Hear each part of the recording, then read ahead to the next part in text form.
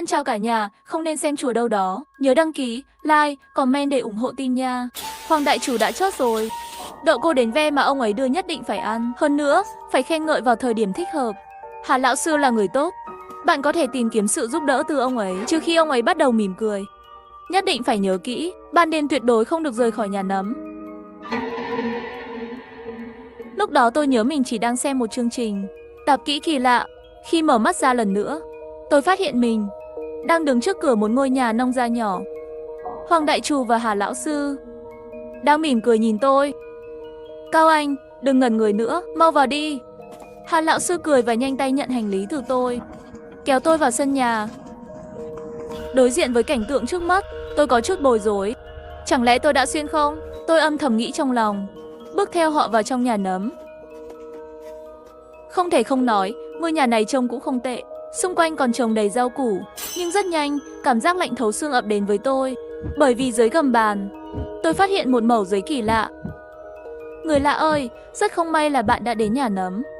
Nếu bạn muốn sống, nhất định phải tuân thủ các quy tắc sau. 1. Món ăn của Hoàng đại chủ rất ngon. Bạn phải khen ngợi vào thời điểm thích hợp và không được từ chối đồ ăn ông ấy đưa. 2. Hà lão sư là người tốt, ông ấy sẽ giúp bạn. 3. Mỗi món ăn của Hoàng đại chủ 4. Không được ăn quá 3 lần. Ban đêm không được rời khỏi nhà nấm. 5. Cố gắng hòa đồng với khách ghé thăm. Họ là chìa khóa giúp bạn rời khỏi nhà nấm. 6. Ban ngày bạn có thể rời khỏi nhà nấm, nhưng không được đi quá xa phạm 6 nhà nấm. Và cần có người đi cùng bạn. 7. Hoàng đại chủ sợ cần câu cá. Mỗi khi nhìn thấy cần câu, ông ấy sẽ im lặng. 8. Hà lão sư ghét cháo gạo, xin đừng đưa cháo gạo cho ông ấy.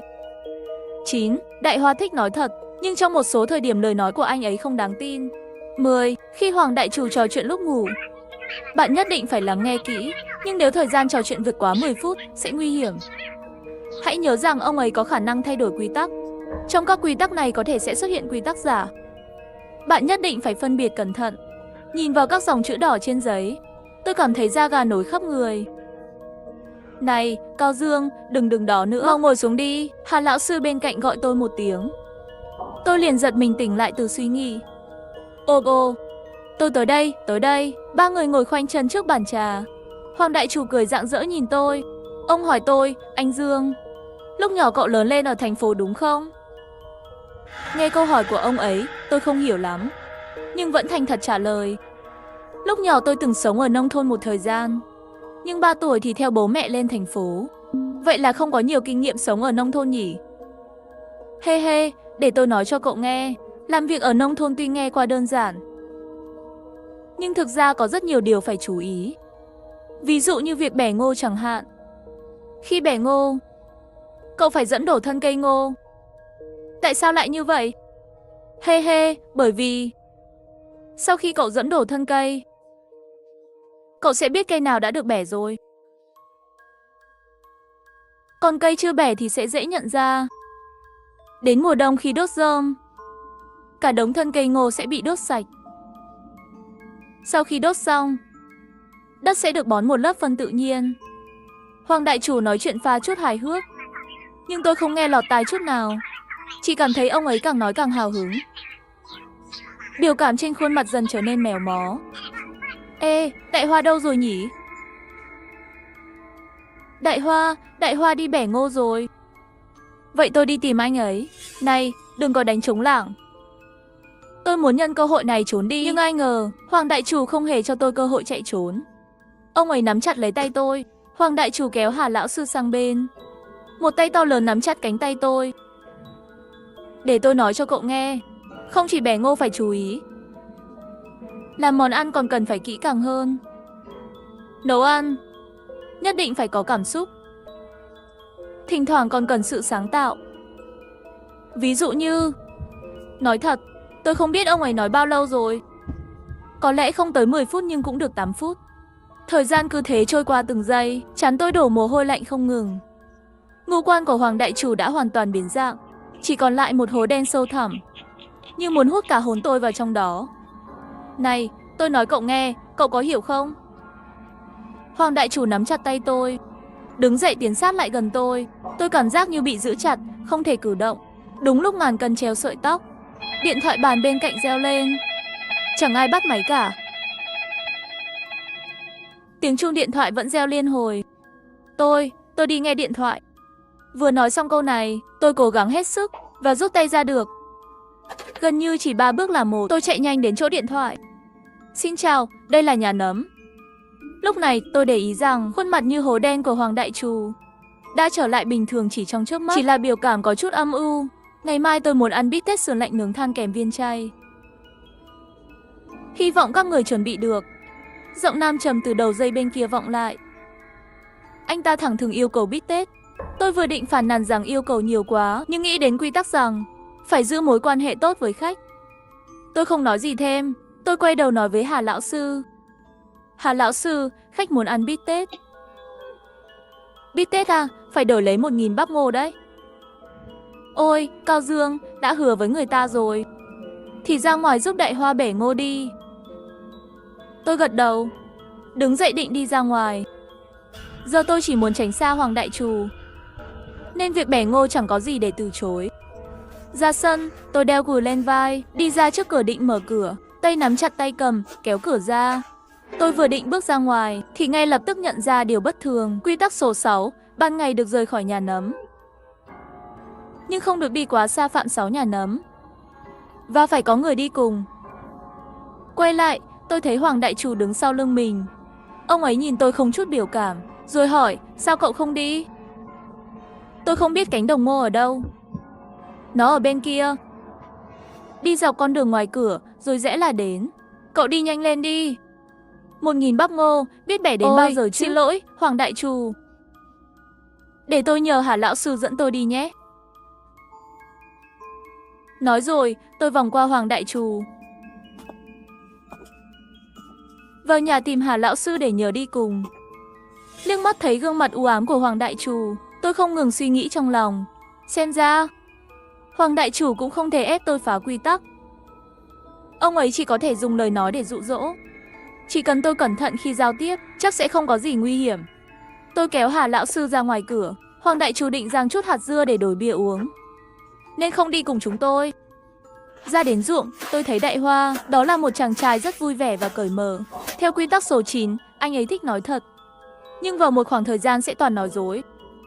Có lẽ tôi nên thử kiểm tra xem lúc nào anh ấy bắt đầu nói dối, để tránh nhận thông tin sai lệch. Nghĩ vậy, tôi đột nhiên có ý tưởng, liền hỏi Đại Hoa bên cạnh, Đại Hoa, cậu là người tỉnh nào? Tôi nhớ Đại Hoa là người Canada, nhưng vẫn cố tình hỏi vậy.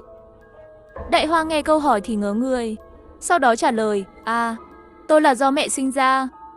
Câu trả lời này làm tôi không biết nói gì. Tôi nghĩ một lúc rồi hỏi tiếp, Đại Hoa, cậu có phải là do mẹ sinh ra không? Tất nhiên là mẹ tôi sinh ra rồi. Người bình thường đều do mẹ sinh mà. Vừa nói, anh ấy vừa lùi lại, dần dần tránh xa tôi. Tôi nhìn đồng hồ, là 1 giờ 30 chiều, xem ra vào thời gian này, Đại Hoa không nói dối. Tôi âm thầm ghi nhớ thời gian này. Tôi quyết định cứ mỗi 30 phút, lại hỏi Đại Hoa một câu hỏi, để kiểm tra chính xác thời điểm anh ấy nói dối. 3 người chúng tôi đã hái ngô cả buổi chiều, chỉ được khoảng 500 bắp, còn thiếu một nửa để đạt 1.000. Hà lão sư đã mệt rã rời, không còn sức để hái tiếp số ngô còn lại, liền gọi chúng tôi về nhà. Chúng tôi mang số ngô về lại nhà nấm. Trong sân là vị khách mới đến, Đan Đan lão sư cùng con trai Ba Đồ. Hà lão sư thấy người quen liền vui mừng ôm chầm lấy. Còn Đại Hoa bên cạnh, dường như cũng quen biết Đan Đan lão sư, nên cũng lại gần. Sau khi nói chuyện xã giao, chúng tôi quay lại chủ đề chính. Đan Đan lão sư xuất phát từ sáng sớm, vào nhà thì trò chuyện với Hoàng Đại Trù 2 tiếng đồng hồ, chưa ăn được chút gì. Thấy Hoàng Đại Trù vẫn định kéo dài câu chuyện, ông ấy liền hỏi, này. Hoàng Đại Trù quay sang tôi và hỏi, sao vậy? Cậu đã hái đủ ngô chưa? Chưa, mới được một nửa. Vậy thì tôi không có cách nào cả. Bít tết mà Đan Đan lão sư yêu cầu không đổi được. Tôi không có gì để nấu cả. Hà lão sư thấy tình hình không ổn, liền lên tiếng giúp tôi giải vây. 1.000 bắp là quá nhiều. 3 người chúng tôi hái cả buổi mà mới được một nửa. May thay, Đan Đan lão sư cũng hiểu chuyện, nói, thôi, ăn miếng bít tết mà cần nhiều bắp thế cơ à? Thôi thì làm đơn giản chút cũng được. Muốn ăn gì thì ăn đi. Được rồi, tôi và Đan Đan lão sư lên núi hái rau. Cao Dương, cậu và Đại Hoa xử lý số ngô mới hái đi. Hà lão sư cầm giỏ rau, dẫn Đan Đan lão sư ra ngoài hái rau. Tôi thì cùng Đại Hoa và Ba Đồ lấy số ngô vừa hái ra sắp xếp. Hoàng đại chủ thì ngồi trên ghế, chơi với chú chó nhỏ, không hề có ý định giúp đỡ. Khoảng nửa tiếng sau, Hà lão sư và Đan Đan lão sư quay lại. Tôi bước tới, thấy trong giỏ rau của Hà lão sư có thứ gì đó đỏ áo. Chết rồi, quên nhắc họ đừng hái đậu cô đến ve rồi. Thế này thì rắc rối to. Hoàng đại chủ đã chớt, đậu cô đến ve ông ấy đưa nhất định phải ăn. Và phải khen ngợi đúng lúc. Nhưng mỗi món không được ăn quá 3 lần. Hà lão sư là người tốt, bạn có thể tìm ông ấy giúp đỡ. Trừ khi ông ấy bắt đầu cười. Nhất định phải nhớ kỹ, ban đêm tuyệt đối không rời khỏi nhà nấm. Tôi thấy Hoàng đại chủ đứng lên nhận đậu cô đến ve, rồi nở một nụ cười kỳ quái với mọi người.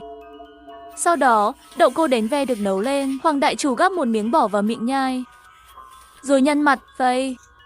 Đan Đan lão sư này, sợi đậu cô đến ve này, hình như cậu chưa tước sạch hả? Sao nó dai thế này? Không thể nào. Tôi tước sạch rồi mà. Đan Đan lão sư cầm một miếng đậu cô đến ve, gắp lên nhai thử. Ôi, đậu cô đến ve này giá quá. Dai như tuổi tôi rồi. Hà lão sư nghe vậy, lập tức gắp một miếng đậu cô đến ve vào miệng. Wow, ai nói đậu này già? Đậu này ngon tuyệt. Lời của Hà lão sư khiến mọi người xung quanh bắt đầu khen ngợi món đậu cô đến ve của Hoàng đại chủ. Quy tắc số 1, món ăn của Hoàng đại chủ rất ngon. Bạn cần khen ngợi đúng lúc. Có vẻ quy tắc đã bắt đầu phát huy tác dụng. Tôi cũng vội vàng bước vào chế độ tâng bốc. Sau khi mọi người ăn uống no nê, ai nấy đều về phòng nghỉ ngơi. Tôi ngủ ở phòng phía Tây, ở chung với Đại Hoa. Hà lão sư và Hoàng đại chủ thì ở phía bên kia. Còn Đan Đan lão sư và Ba Đồ ở phòng khách. Về đến phòng, tôi thử dò hỏi Đại Hoa. Cậu có thích món của Hoàng đại chủ không? À, tôi thích ăn cơm trắng. Nghe câu trả lời này, tôi liền trầm ngâm suy nghĩ. Có vẻ trong trạng thái bình thường, Đại Hoa không nói dối. Nhưng anh ấy có thể dùng cách khác để trả lời câu hỏi. Hàm ôm. Cao Dương, đi ngủ thôi. Mai còn phải dậy sớm đi hái ngô nữa. Tôi nghĩ mãi cũng không ra cách nào khác, đành phải đi ngủ theo. Ngủ được khoảng nửa tiếng, tôi thấy bụng đau không chịu nổi, vội bò dậy chạy vào nhà vệ sinh. Khi đi ngang qua phòng khách, bỗng nghe thấy tiếng thì thầm từ ngoài cửa. Tối nay cậu làm tốt lắm. Đây là thuốc giải lần trước. Đó là giọng của Hoàng đại chủ. Nhưng thuốc giải là gì? Tôi nuốt nỗi nghi ngờ trong lòng. Tiếp tục nghe tiếng Hà lão sư vang lên. Cậu bao giờ mới đưa tôi thuốc giải thật sự? Ha ha ha ha ha. Thuốc giải thật sự? Đừng mơ, Hà lão sư.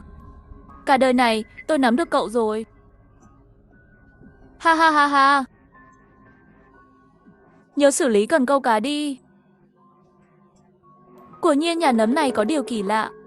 Sau khi đi vệ sinh xong, tôi vừa nằm xuống thì bị tiếng hét từ phòng bên làm tỉnh giấc. Cây cầu này có độc. Nghe thấy thế, tôi vội ngồi dậy và chạy qua phòng khách. Vào đến nơi, thấy Đan Đan lão sư đang gục trên bàn, nôn mửa không ngừng. Tôi vội vàng hét lên, gọi bác sĩ mau. Đoàn làm phim đâu rồi? Đoàn làm phim gì chứ? Ở đây không có đoàn làm phim nào cả. Đại Hoa nhìn tôi với ánh mắt kỳ lạ. Lời của Đại Hoa làm tôi sực tỉnh. Đúng vậy, từ khi vào nhà nấm, tôi chưa từng thấy nhân viên quay phim nào. Hà lão sư và Hoàng đại chủ cũng vội chạy đến. Hà lão sư, Đan Đan lão sư bị ngộ độc thực phẩm rồi, mau gọi bác sĩ đi. Tôi vừa gọi thử rồi, nhưng hình như dây điện thoại bị chuột cắn đứt. Không gọi được nữa. Trời ơi, giờ làm sao đây? Ba Đồ cuống lên, vội vàng hỏi. Mẹ tôi thành thế này rồi, tôi sao có thể không lo được? Đan Đan lão sư lại nôn khan, dạ dày gần như không còn gì để nôn. Ba Đồ nhìn về phía Hoàng đại chủ. Ở đây có xe không? Tôi muốn đưa mẹ tôi đến bệnh viện trên thị trấn. Phía sau sân có một chiếc xe van, nhưng chúng tôi không ai biết lái xe. Ba Đồ, cậu biết lái không? Ba Đồ lắc đầu bất lực. Anh thực sự không biết lái xe. Đúng rồi, Cao Dương. Tôi nhớ cậu biết lái xe mà. Cậu chở họ đi một chuyến đi. Tôi, người đang đứng xem kịch, ngơ ngác. Sao lại tới lượt tôi? Theo quy tắc số 4, ban đêm tôi không được rời khỏi nhà nấm. Nhưng quy tắc số 5 cũng nói, tôi phải giữ mối quan hệ tốt với khách. Họ là chìa khóa để tôi rời khỏi đây. Bây giờ tôi nên làm gì? Lúc này, tôi thấy Hoàng Đại Trù nở một nụ cười khó hiểu và thúc giục tôi, đừng đứng đó nữa. Đi hay không nói một câu đi. Nhanh quyết định đi. Tôi nhìn quanh một lượt, thấy Đại Hoa đang ngẩn người.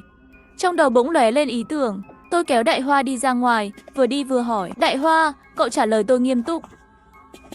1 dấu cộng 1 bằng bao nhiêu? 1 cộng 1 bằng 3. Nghe câu trả lời này, tôi liền hỏi tiếp. Tôi có thể rời khỏi nhà nấm vào ban đêm không? Tôi đã quyết tâm. Nếu câu trả lời là có, tôi sẽ chấp nhận mạo hiểm để không rời đi. Đại Hoa chậm rãi trả lời. Không, không thể. Nghe câu trả lời này, tôi bước vào phòng và hô lớn. Ba Đồ, khiêng Đan Đan lão sư lên xe đi. Tôi lấy chiếc xe van số sàn, rời khỏi nhà nấm. Lúc này, ngoài cửa nhà nấm, Hoàng Đại Trù nhìn theo chúng tôi, gương mặt căng thẳng. Chỉ một chút nữa thôi, chỉ một chút nữa. Chỉ một chút nữa là giữ được tất cả bọn họ lại rồi. Hà lão sư bên cạnh thấy sắc mặt ông ấy không ổn, định lén rời đi, nhưng lại bị Hoàng Đại Chủ túm lấy cổ, kéo lại gần. Hà lão sư, ông định chạy đi đâu thế hả? Đậu cô đến về này là ông Hải đúng không? Hơn nữa,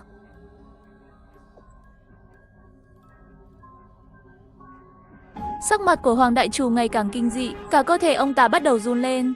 Ông ta nhấc bổng Hà lão sư lên, giống như muốn bóp chết ông ấy ngay tại chỗ. Mặt của Hà lão sư đã chuyển sang màu tím tái, ánh mắt ông ấy tràn đầy van xin. Cuối cùng, Hoàng Đại Chủ cũng buông tay ra, tôi chỉ còn thiếu một người thôi. Đừng lo chuyện bao đồng nữa. Hoàng Đại Chủ bỏ lại một câu, rồi quay lưng bước vào trong nhà. Tiếng cười lạnh lùng xen lẫn tiếng nức nở. Hà lão sư siết chặt thứ gì đó trong túi áo. Đó là một bông hoa rành rành lấp lánh dưới ánh trăng lạnh lẽo. Cùng lúc đó, trên xe, Đan Đan lão sư vẫn đang nôn khan. Đan Đan lão sư, cô cố chịu thêm chút nữa, chúng ta sắp đến bệnh viện rồi. Cao Dương, cậu là một đứa trẻ tốt. Hoàng Đại Chủ dường như không muốn mẹ con tôi rời đi, nhưng cậu đã phá vỡ kế hoạch của ông ta. Tôi cũng không biết rốt cuộc ông ta muốn làm gì, nhưng tôi em rằng cậu sẽ gặp nguy hiểm khi trở lại. Nói rồi, cô ấy thò tay vào túi đưa tôi một thứ gì đó. Thứ này có thể cứu mạng cháu trong tình huống nguy cấp. Sau khi đưa hai người họ đến bệnh viện, tôi quay lại xe, trở về. Tất nhiên là không thể rồi. Tôi quyết tâm rời khỏi nhà nấm. Nhưng vừa khởi động xe, kinh chắn gió phía trước xuất hiện vài dòng chữ máu. Vui lòng quay lại nhà nấm trong 8 giờ. Nếu không sẽ bị xử phạt bằng cách xóa bỏ. Quy tắc bị hủy bỏ. Vui lòng sống sót trong nhà nấm 3 ngày. Sau đó có thể trở lại thế giới thực. Hãy cố gắng sống sót. Thân chào cả nhà, không nên xem chùa đâu đó. Nhớ đăng ký, like, comment để ủng hộ team nha. Trên lầu nhà tôi mỗi ngày đều phát ra tiếng ồn lớn. Sau khi đến nhà nhắc nhở, ngược lại đổi lại đối phương tăng cường trả thù. Một ngày trước khi tôi chuyển đi, cả gia đình trên lầu bị giết. Đêm khuya tôi bị đánh thức. Tôi thức dậy từ giấc mơ, không thể không run lên. Đau đầu. Lại trên lầu 504, tim tôi đập càng lúc càng nặng. Mau đứng dậy uống thuốc. Không thể không lấy điện thoại di động ra và gọi cảnh sát. Nhưng nó đã chết trước khi kết nối. Trước đây tôi chỉ vì tiếng ồn trên lầu đã báo cảnh sát một lần, nhưng nó vô dụng. Tiếng ồn phía sau càng là áp lực. Tôi nghĩ ngày mai tôi sẽ chuyển đi. Chịu đựng ngày cuối cùng này. Trong bóng tối, tôi lấy nút tai chống ồn dưới gối ra, đẩy mạnh vào tai. Đều chăn vẫn có thể nghe thấy tiếng động mơ hồ. Sau khi kiệt sức vì tiếng ồn, khó khăn bước vào giấc ngủ. Cho đến trưa ngày hôm sau, tôi bị đánh thức bởi tiếng gõ cửa. Tôi đứng dậy mở cửa, tìm thấy hai cảnh sát đứng ngoài cửa. Chỉ thấy cảnh sát mở miệng nói, bạn là người ở nhà này. Mộng sao? Tôi gật đầu tê liệt. Chúng tôi muốn hỏi bạn vài chuyện, có tiện vào nói chuyện không? Thế là tôi mời cảnh sát vào. Sau khi cảnh sát vào, trong phòng có mấy thùng các tông, túi hành lý. Bạn đang chuyển nhà? Phải, trên lầu ồn quá. Tinh thần tôi có vấn đề rồi. Tối qua nhà hắn cố ý làm tôi tỉnh lại. Đồng chí cảnh sát nghe được lời tôi nói, ánh mắt hơi tranh cãi đêm qua ư. Nhưng mà 2 ngày trước nhà họ đã bị diệt môn rồi. Thi thể mới được tìm thấy sáng nay. Tôi hết hồn. Trái tim lại bắt đầu đập mạnh. Nhưng tối qua tôi mới nghe thấy tiếng động lớn trên lầu. Tôi đã báo cảnh sát. Cảnh sát nghiêm mặt. Tôi lục điện thoại ra cho họ xem. Đó là bản ghi điện thoại được kết nối bởi một đơn vị phát sóng. Sau đó, tôi nghĩ tôi sẽ chuyển đi. Ban ngày sẽ chuyển. Sau đó cúp máy, cảnh sát mặt nghiêm túc nói không thể nào. Chúng tôi đã hỏi mấy hộ dân ở gần chùa Võ Lâm, nói tối qua không có tiếng động gì cả. Làm sao có thể, tôi thực sự nghe thấy rồi. Nửa tháng gần đây âm thanh đều đặc biệt lớn. Tôi phải uống thuốc mỗi ngày và đeo nút tai mới có thể ngủ được. Nghe tôi nói. Rồi một cảnh sát khác đứng lên. Đi quanh nhà, cái gì đây? Tôi nhìn lên viên cảnh sát đứng cạnh một cái tủ, chỉ vào con dao trái cây màu đen trên bàn ăn. Tại sao trên đó có máu? Hôm qua tôi vô tình cắt tay khi đóng gói đồ đạc. Và tôi đưa ngón trỏ ra, trên đó vẫn còn một lớp băng dán. Cảnh sát nhìn ngón tay tôi. Đây là bằng chứng khả nghi, chúng tôi muốn mang đi. Nói vậy liền bỏ dao vào một cái túi đựng bằng chứng. Thực ra tôi muốn họ lấy đi mọi thứ, chứng minh sự vô tội của tôi, bởi vì tôi không giết họ. Mặc dù trong lòng tôi đã diễn trước vô số lần giết họ. Bạn đã ở đâu vào sáng sớm hôm trước? Tôi uống thuốc ở nhà, đều nút tai đi ngủ. Có ai làm chứng không? Tôi lắc đầu. Vậy bạn nói về mâu thuẫn với chùa Võ Lâm đi. Tôi bình tĩnh lại. Cô nhớ lại. Tôi chuyển đến khu phố này năm ngoái. Mới chuyển đến, lúc đó trên lầu thỉnh thoảng sẽ phát ra chút tiếng ồn. Tôi nghĩ tất cả đều là hàng xóm. Mọi người đột nhiên phát ra tiếng động lớn làm tôi tỉnh dậy. Mấy ngày liên tiếp đều như vậy. Tôi thật sự không nhịn được nữa, liền đi lên gõ cửa nhà anh ta. Lúc đó tôi có thái độ rất tốt, gần như cầu xin họ. Để anh ta nhỏ tiếng. Tôi phải đi làm trong ngày. Xung quanh cũng có người già và trẻ em. Ai ngờ nam chủ nhân của chiếc 504 lại nghe được lời này, trực tiếp mắng tôi. Tay nào của bạn nghe thấy là nhà tôi nói. Âm thanh, nhà ai mà sống không phát ra tiếng động. Không chịu nổi thì cút đi, lại nói nhảm nữa tôi sẽ đánh bạn. Tôi trực tiếp bị mắng ngây ngốc. Chưa đợi tôi phản ứng, sau lưng ông chủ lại có một người phụ nữ khác mắng tôi mới lớn tiếng cỡ nào. Sao không làm ầm lên thế, con đi. Trong một thời gian, tôi đã rất tức giận và run rẩy. Lấy điện thoại ra nói rằng bạn làm phiền người dân và chửi thề. Tôi muốn gọi cảnh sát, ai biết hắn hông một tiếng, trực tiếp vào giày của tôi, nhổ một ngụm nước bọt màu vàng, sau đó nói báo đi. Có khả năng thì để cảnh sát bắt tôi đi, sau đó đóng cửa lại. Tôi đã rất tức giận. Chịu đựng nước mắt gọi 110. Ngay sau đó cảnh sát đã đến. Nhưng khi cảnh sát đến, người đàn ông 504 lập tức đổi mặt. Xin lỗi. Xin lỗi, sau này tôi nhất định sẽ chú ý. Cảnh sát cũng nói 2 câu. Thấy đàn ông có thái độ tốt thì phải bỏ đi. Tôi đứng lên. Bạn ơi, bạn bồi thường cho tôi đôi giày. Người đàn ông vẫn cười. Xin lỗi. Tôi không thấy rõ, tôi sẽ lau cho bạn. Nói xong liền lấy ra một tờ giấy nhàu nát, cúi xuống lau cho tôi. Vẫn tiếp tục xin lỗi tôi. Cảnh sát cũng đi ra ngoài, nói rằng có một cuộc cãi vã giữa những người hàng xóm, thông cảm cho nhau. Thấy vậy, cơn giận trong lòng tôi cũng giảm đi rất nhiều. Không theo đuổi, tôi cứ tưởng mọi chuyện kết thúc như thế này. Ai biết ngày hôm sau khi tôi mở cửa, cảnh tượng tôi sẽ không bao giờ quên. Cả nhà hàng xóm bị giết vì gây ồn ào, và cảnh sát đang thẩm vấn tôi. Họ nghĩ tôi là kẻ giết người. Lý do là thời gian trước, tôi đã cãi nhau với người hàng xóm trên lầu, thậm chí còn động tay động chân. Không ngờ là ngày hôm sau khi tôi mở cửa, tôi sửng sốt. Chỉ thấy cửa nhà tôi toàn là rác rưởi. Ngay cả cửa cũng bị người ta dùng dao chém mấy nhát. Bên tường còn có mùi nước tiểu. Tôi tức đến mức run rẩy, vội vã đến cửa cư dân trên lầu, điên cuồng gõ cửa. Phải mất 3 phút 504 mới mở cửa. Người đi ra vẫn là người đàn ông trung niên đó. Bạn bị bệnh à? Sáng sớm phát điên cái gì? Bạn mới bị bệnh, sao lại vứt rác trước cửa nhà tôi? Con te ở cửa. Bạn là chó à? Mẹ mày, ai là chó? Ai đã ném rác trước cửa nhà bạn? Con mắt nào của bạn nhìn thấy tôi ném nó? Người đàn ông đẩy tôi một cái. Tôi ngã xuống đất. Sau đó người đàn ông lại nhổ vào người tôi một ngụm nước bọt, đập cửa, không cho tôi cơ hội để bác bỏ. Tôi tức giận đến mức khóc ngay tại chỗ. Hành lang khu phố cũ không có giám sát, nhưng tôi biết rác ở cửa chắc là do nhà họ làm. Đồng chí cảnh sát tiếp tục hỏi sau đó thì sao? Sau đó, hành sáu trả thù của gia đình anh ta ngày càng nhiều. Nửa đêm đập chậu tạo ra âm thanh.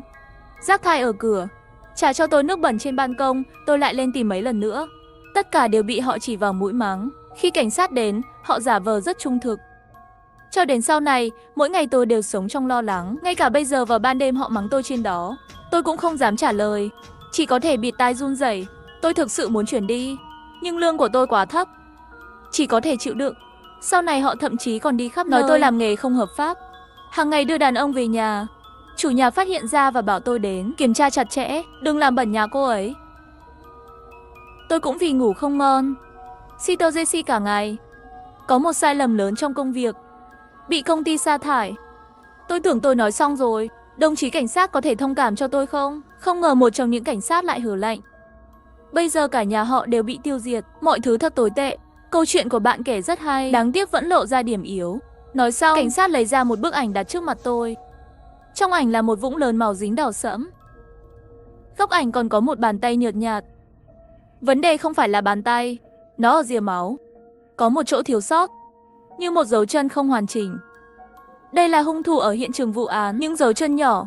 Người của bộ phận hành chính của chúng tôi đã xác định rồi. Kẻ giết người đi giày Sashi 39. Bạn cao thế, tôi đoán bạn là Sashi 39. Đầu tôi hù đi. Tôi đi giày Sashi 39. Không có gì ngạc nhiên khi cảnh sát tin rằng tôi đã giết ai đó. Làm thế nào tôi có thể xóa bỏ sự nghi ngờ của mình? Vài giây. Đồng chí cảnh sát,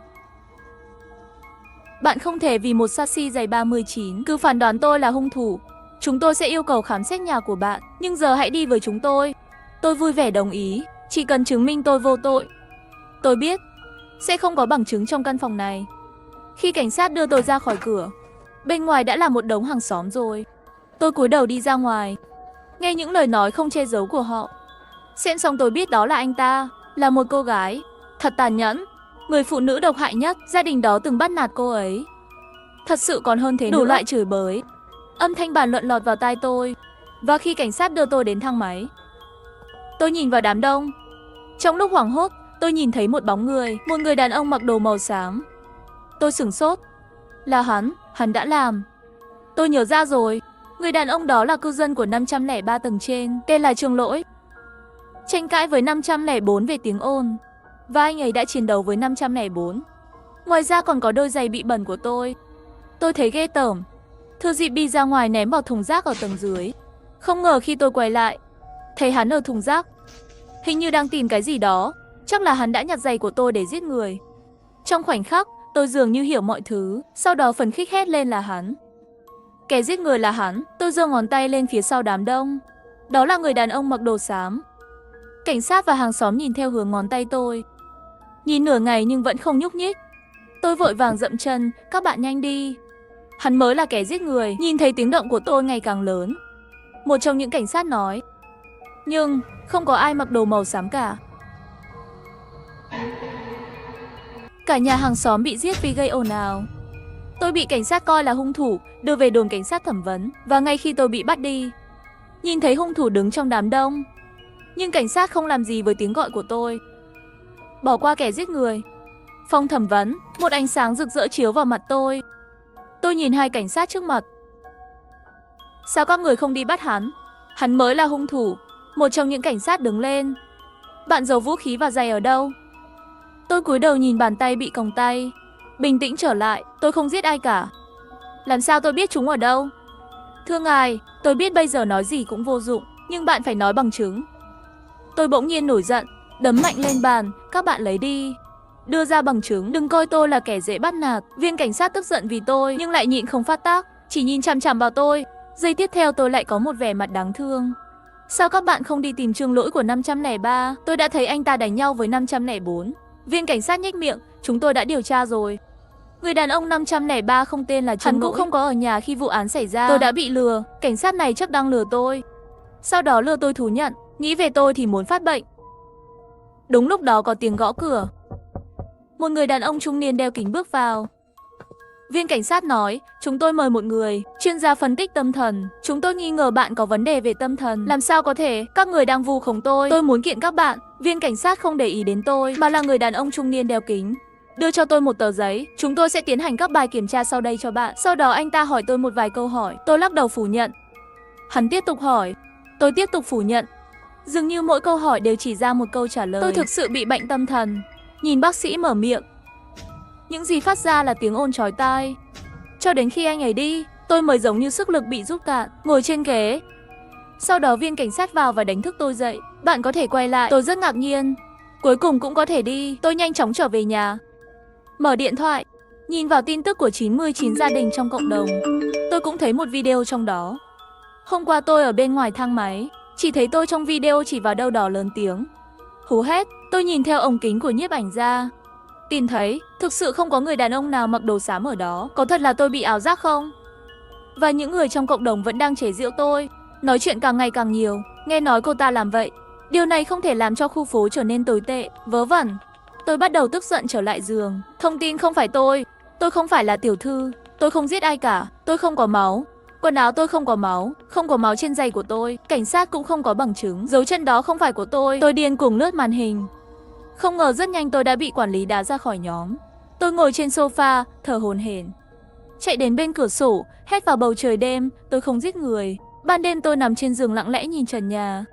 Tối nay tôi không có nút tai, bởi vì tiếng ồn đã biến mất. Và ngay khi tôi sắp ngủ, đột nhiên có một tiếng động lớn. Tôi mở mắt ra, tiếng động quen thuộc lại phát ra từ trên lầu.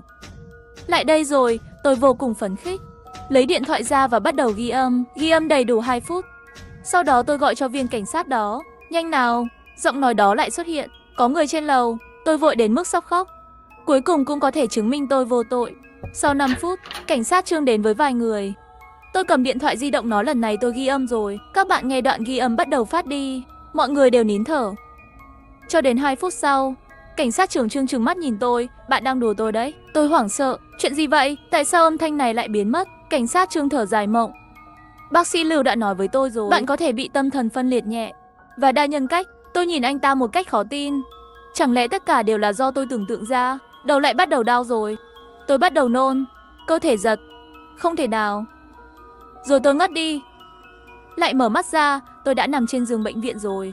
Cảnh sát Trương thấy tôi tỉnh lại. Bác sĩ nói, có thể là gia đình đó tra tấn bạn, gây áp lực lớn cho bạn. Sự tức giận và sợ hãi bị kìm nén trong bạn ngày càng nhiều, cho đến khi nó nổ ra ngày hôm đó. Bạn bắt đầu bị ảo giác thính giác. Bạn nói dối. Cảnh sát Trương không để ý đến lời nói của tôi. Sau đó chia ra một nhân cách khác, giúp bạn làm những việc bình thường bạn không dám làm. Sau đó anh ấy cho tôi xem một đoạn video. Một thời gian trước hàng xóm chụp lén tôi. Hình ảnh tôi nói chuyện với không khí trong nhà. Tôi đang ở đây. Thật ra chúng tôi cũng đến công ty của bạn hỏi qua. Bạn là vì bạn thường xuyên la hét ở công ty, vô cớ phát điên mới bị sa thải. Cuối cùng tôi cũng chịu được, bắt đầu khóc. Cảnh sát đưa tôi vào bệnh viện tâm thần. Và tôi ở xa khu phố, tránh xa áp lực. Tinh thần dường như đã tốt lên. Và người đã giúp tôi trả thù không bao giờ xuất hiện nữa. Cho đến sau này, tất cả cư dân xung quanh 504 đã chuyển đi rồi. Cảnh sát sau nhiều tháng điều tra, phát hiện gia đình 504 có quan hệ xã hội phức tạp. Người muốn giết họ có thể xếp hàng từ cửa nhà đến chợ rau. Ngay cả đồng chí cảnh sát thỉnh thoảng cũng sẽ đến tìm tôi để tìm hiểu tình hình. Nhưng tính cách của tôi giống như nó thực sự bị che giấu hoàn toàn. Vụ án dường như bị gác lại ở đó. 3 tháng sau tôi xuất viện. Tôi chuyển đến một nơi mới, bắt đầu công việc mới. Tôi biết cảnh sát vẫn đang theo dõi tôi, nhưng tôi không sợ. Tôi không quan tâm đến sự giám sát của họ, bởi vì kẻ giết người không phải là tôi. Tất cả những gì tôi đã làm, tất cả chỉ để thoát khỏi kẻ giết người. Miễn là cảnh sát chú ý đến tôi, kẻ giết người thực sự có thể trốn thoát. Tất nhiên tôi không bị bệnh tâm thần, không có ảo giác thính giác. Tôi chỉ giả vờ điên để cảnh sát nghi ngờ tôi là kẻ giết người. Thực ra Trương Lỗi mới là hung thủ. Không, anh ta không tên là Trương Lỗi. Hắn tên là Lưu Văn. Thực ra tôi không biết anh ta, chỉ là từng nghe những người hàng xóm khác nhắc đến. Con của Lưu Văn bị bệnh tim bẩm sinh. Kể từ khi con trai chào đời, mỗi đêm đều sợ tiếng ồn, khóc. Sức khỏe càng ngày càng tệ. Sau đó, Lưu Văn đi tìm Trần Điền của chùa Võ Lâm thương lượng không có kết quả. Hai người suýt đánh nhau. Sau này, Trần Điền trả thù Lưu Văn như trả thù tôi. Cho đến một ngày, bệnh tình của con trai Lưu Văn ngày càng nặng và IQ. Tôi biết Lưu Văn muốn trả thù gia đình Trần Điền. Tối đó tôi đã thông qua trước cửa nhà Trần Điền. Giám sát cài đặt biết được, chỉ mất 5 phút. Lưu Văn làm cho tiếng ồn trên lầu hoàn toàn biến mất. Nhưng tôi đã tìm thấy lỗ hổng của Lưu Văn trong camera giám sát. Khi anh ta ra ngoài, quần áo và giày của anh ta dính đầy máu. Tôi muốn bảo vệ anh ấy. Chuyện xảy ra là tất cả chúng tôi đều đi giày Sashi 39 và tôi bắt đầu đóng gói. Khi cảnh sát đến, họ sẽ nghĩ tôi muốn chạy trốn. Hơn thế nữa, và con dao dính máu, thuốc tôi uống, ảo giác thính giác của tôi và tính cách thay đổi của tôi. Tất nhiên, những lời tôi gửi trong nhóm tất cả đều là để nhắc nhở Lưu Văn, nhắc anh ta xử lý vũ khí giết người kịp thời. Quần áo và giày dép sau khi Lưu Văn chuyển đi, tôi không bao giờ gặp lại anh ta nữa. Không biết bệnh của con trai anh ấy đã khỏi chưa. Tôi biết, miễn là cảnh sát theo dõi tôi mỗi ngày, anh ấy sẽ an toàn trong một ngày. Dù sao diễn xuất của tôi cũng không tệ, cho dù phải gánh chịu mọi sự trách móc.